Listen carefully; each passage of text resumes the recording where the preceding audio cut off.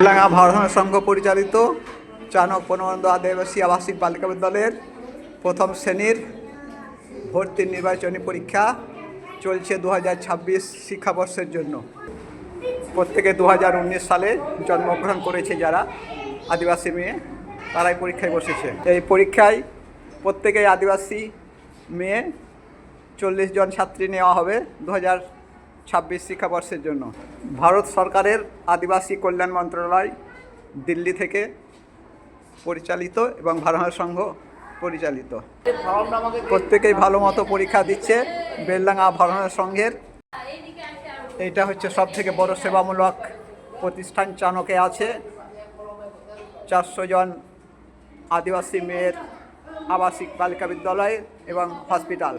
পদ্মশ্রীপ্রাপ্ত শ্রীমৎ স্বামী প্রদীপ্তানন্দজি মহারাজ এই প্রতিষ্ঠান নির্মাণ করেছেন আদিবাসী সমাজের মেয়েদের শিক্ষায় আলোকিত করার জন্য। উপরে পরীক্ষা চলছে, সমস্ত ছাত্রীদের অভিভাবকরা মা বাবারা নিচে অপেক্ষা করছে, আর কিছুক্ষণের মধ্যে পরীক্ষা শেষ হয়ে যাবে। আজকের ভর্তি নির্বাচন পরীক্ষার প্রশ্নপত্র পরীক্ষা সমাপ্ত হয়ে যাওয়ার পর ছাত্রীরা বের হয়ে চলে আসছে নিচে, লাইন ধরে দাঁড়িয়ে আছে। প্রত্যেকটা ছাত্রীকে টিফিন দেওয়া হচ্ছে।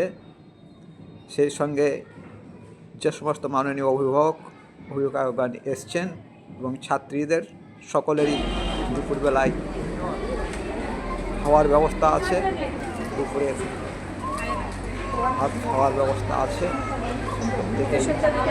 খাওয়ার করে নিজের বাড়িতে যাবে, যদি না যেতে পারে আশ্রমে থাকার ব্যবস্থাও আছে। অনেকেই আজকের পরীক্ষার জন্য গতকাল রাত্রি থেকেই চলে এসছেন।